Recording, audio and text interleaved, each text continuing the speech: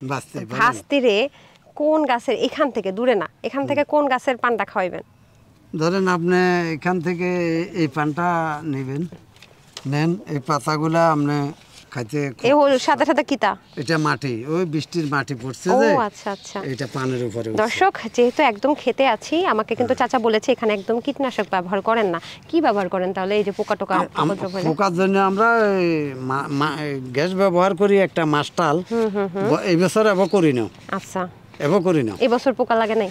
পোকা লাগে না, এটা ওই আমরা দক্ষিণে পাই দিলে ফাল্গুন চৈতে তখন দেবো, বর্ষাতে লাগে না। লাগে না। আচ্ছা, তাহলে এটা কেমনে খামু কোন?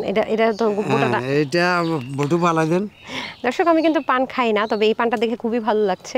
আমার মনে হচ্ছে চাচা যেহেতু বলছে এটা মিষ্টি পান এবং কোম্পানিগঞ্জের পান বলছে সেরা, মহেশখালী থেকেও নাকি সেরা, আপনি এটাই তো কইছেন। যদি সেরা না হয় চাচা? না, সেরা হবে, মহেশখালীর পান হবে মোটা। কেমনে বুটবো কিভাবে? এমনি আমাদের বটেন বটেন আমার তো হাতে কাছে। এই হ্যাঁ হইলো, হইলো। দেখি আমি একটু পান খেয়ে।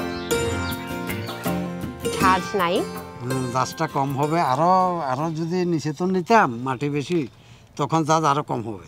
মিষ্টি মিষ্টি লাগছে দর্শক, এবং যারা পান খেতে পছন্দ করেন তাদের জন্য আমার মনে হয় এটা একদম বেস্ট পান হবে। আসলেই মজা। আমি মহেশখালীরও পান খেয়েছি, এটারও পান খেয়েছি।